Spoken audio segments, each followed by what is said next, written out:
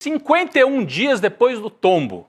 É normal, você que é médico, acompanha muito esta área e tal, é normal que depois de tantos dias apareça um hematoma numa outra região da cabeça? Explica isso pra gente. É algo que vocês veem nos consultórios e nos hospitais normalmente? Sim, é um quadro, vamos dizer, esperado, que pode acontecer com uma frequência muito grande em pacientes que sofrem acidentes, pancadas, eventualmente acidentes automobilísticos, quedas, né? O que acontece nessas situações é que a cabeça, né, quando ela sofre o impacto e tem aquela desaceleração muito grande por causa da pancada, você cai, você movimenta a cabeça em alta velocidade e de repente acerta uma superfície, aquilo causa uma grande desaceleração e isso faz com que o cérebro, dentro do crânio, ele sofra um chacoalhão. Qualquer pancada que você leva na cabeça, é isso que acontece. Inclusive, o contragolpe faz com que muitas vezes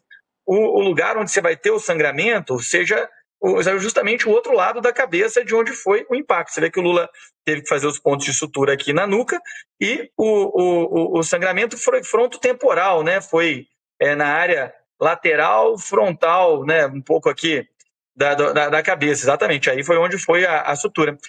E o que acontece é que o cérebro é revestido por umas membranas muito delicadas, né? A dura mater, pia mater, são as meninges. E essas meninges têm, o cérebro tem as veias, as pequenos vasinhos que fazem a conexão entre essas estruturas e, frequentemente, com esses processos de desaceleração, essas pequenas veias são esticadas e algumas delas podem se romper. A gente, quando soube que o presidente Lula, após ter sofrido essa queda, tinha tido um sangramento, já se sabia que tinha tido a ruptura de algumas dessas veias. O que acontece com o tempo é que esses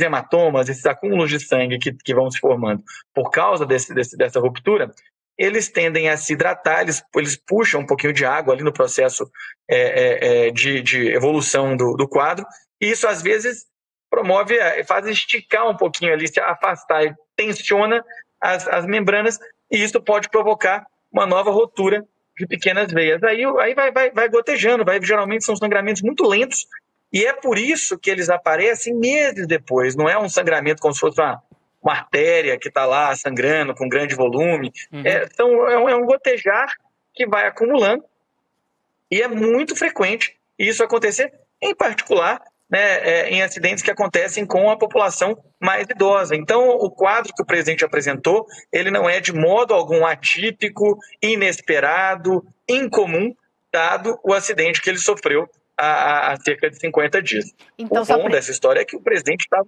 Oi?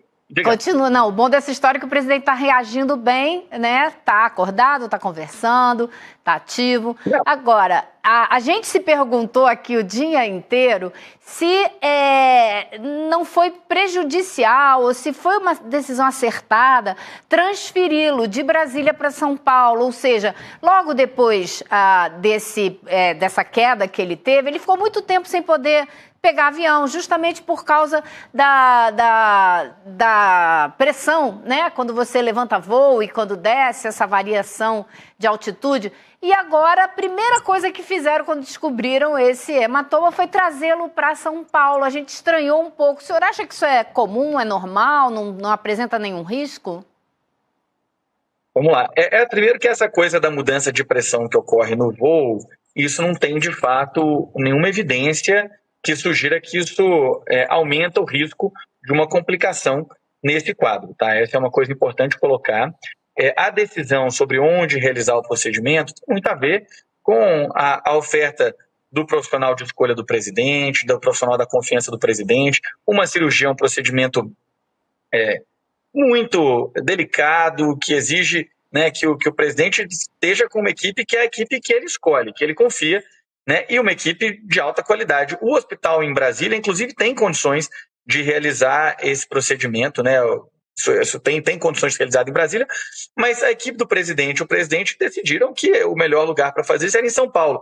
Esse deslocamento, um deslocamento relativamente rápido, né? Foi feito com uma operação muito bem articulada e que garantiu a chegada do presidente no hospital num tempo ótimo, dá para dizer. Quando a gente fala tempo ótimo, é um tempo ideal, porque não houve nenhuma sequela, né? Então, esse período de espera também não foi um período que acarretou nenhum agravamento para a condição clínica do presidente. Não houve nenhuma das complicações possíveis de acontecer quando você tem um hematoma dessa natureza, se desenrolou. O presidente, então, teve condições de fazer o procedimento com absoluta segurança, com a equipe da escolha dele, com uma equipe, né, muito capacitada, dá para ver que é uma equipe, inclusive a comunicação que eles têm feito é uma comunicação muito, muito clara, muito firme, e com a perspectiva muito, muito positiva para o presidente, né? Uma neurocirurgia, um procedimento, né, uma trepanação é sempre um procedimento que inspira muita preocupação. Essas condições são condições que levam a uma expectativa, uma ansiedade grande pelos riscos que estão envolvidos, mas no caso do presidente, tudo que nós temos são boas notícias. O presidente está sem nenhum prejuízo neurológico, né? Está ativo, conversando, com todas as funções neurológicas dele preservadas, que é o que costuma acontecer quando essa cirurgia é feita no tempo certo mesmo. Chico. Boa. Doutor Pedro Tourinho, passou-se a discutir, agora depois do sucesso da cirurgia, quanto tempo o Lula deve descansar, tirar férias, esquecer um pouco a treta da política federal. Na sua opinião, como médico, você acha que quanto tempo seria necessário ali para resolver esse drama do descanso ou não descanso? Chico, prazerão falar contigo aqui, falar com vocês todos, viu?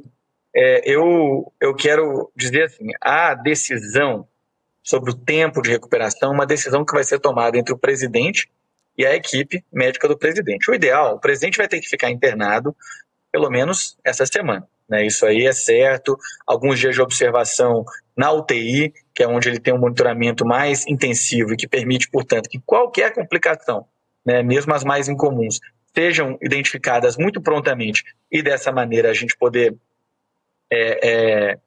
intervir caso seja necessário, não que isso seja provável, né? Esse é o menos provável, mas a gente tem que garantir todos os cuidados.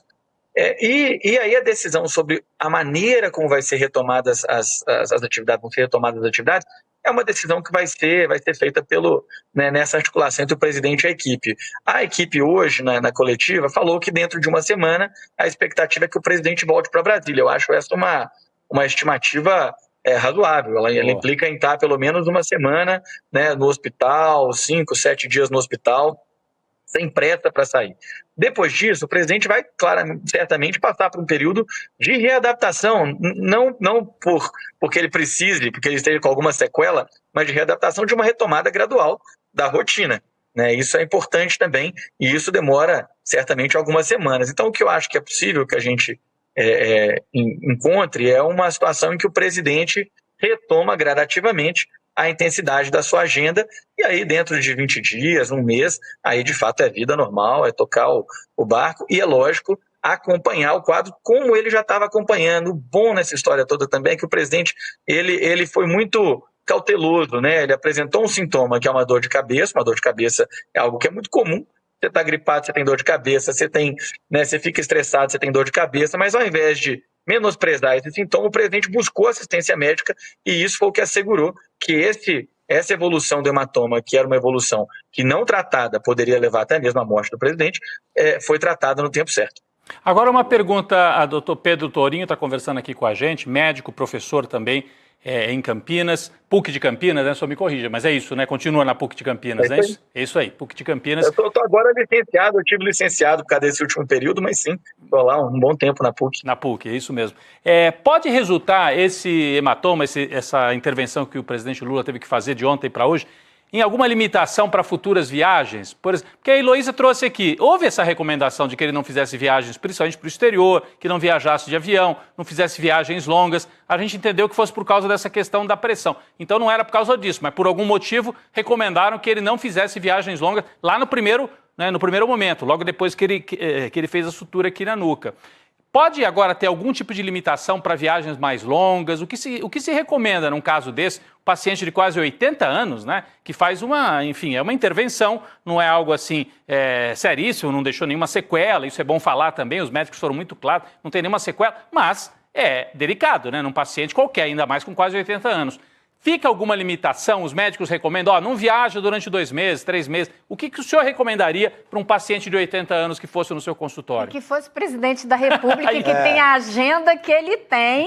O senhor que é médico e é político também sabe que a atuação do Lula não é leve, né? Não, definitivamente é uma agenda, um ritmo de trabalho absolutamente intenso. Eu imagino que o presidente já deve estar doido para poder voltar a participar das coisas nesse momento. A equipe falou lá que ele está vetado de trabalhar por esses próximos dias. Isso é muito bom, não está nem recebendo visitas, né? Está só com os acompanhantes, com a Janja, com um contexto mais de cuidado familiar. E a principal questão sobre a viagem é a garantia de que o presidente vai ter acesso à assistência médica no tempo correto, no tempo certo, prontamente, caso se faça necessário. Um voo transatlântico, por exemplo, é um período de no mínimo 8 horas em que você está no meio do mar, você não tem para onde correr caso tenha uma complicação. Então, de fato, não é prudente que no momento mais imediato dessa recuperação o presidente se coloque nessas situações de maior vulnerabilidade. Não tem um risco intrínseco à viagem em si como algo que vai desencadear um agravamento, uma piora, não é isso, né? O que a gente tem que assegurar é que o presidente vai estar sempre a um tempo razoável, adequado de uma assistência médica de ponta, né, caso ele tenha necessidade. Esse processo do hematoma, o mais provável é que ele não recorra, mas tem uma série de complicações que podem acontecer. Você pode ter um hematoma do outro lado da cabeça, o procedimento às vezes acaba levando a um hematoma do outro lado, você pode ter, enfim, complicações tardias, hidrocefalia de pressão normal, coisa que não é comum acontecer, mas pode acontecer, e, portanto, é importante que o presidente tenha condições de ser assistido e de ter, principalmente, a mesma equipe que conhece a condição clínica do presidente disponível, acessível para atendê-lo no tempo que for necessário. Essas são as questões principais. Do ponto de vista da agenda, né, como para qualquer pessoa, é importante que essa agenda seja num ritmo adequado para o bem-estar do presidente, para a saúde física e mental dele. Claro. Né? Isso não é bom para ninguém, em nenhuma situação, ter uma agenda intensa demais a ponto de sacrificar a saúde do presidente. Mas ele, em passando essa fase inicial de observação mais intensa, de convalescência mais intensa, ele vai poder retomar a agenda dele, a cognição do presidente, né, a capacidade de raciocínio, tudo que nós temos de informação é de que ela está absolutamente preservada, como é o habitual quando o procedimento é feito da forma como foi feito. E o presidente certamente vai estar sendo acompanhado por uma equipe de cuidados neurológicos que vai estar avaliando isso de forma regular, né? Eu diria que eu sou muito otimista do ponto de vista da capacidade não só de recuperação, mas do presidente retomar a agenda dele com a intensidade que ele é característica, né, de ser um cara muito ativo. Eu acho que isso, inclusive, é bom para a saúde do presidente, porque o presidente tem uma vida inteira de muita fibra, de muita luta, de muito diálogo, e ele gosta de fazer isso, e é bom que ele possa fazer isso logo, quanto antes.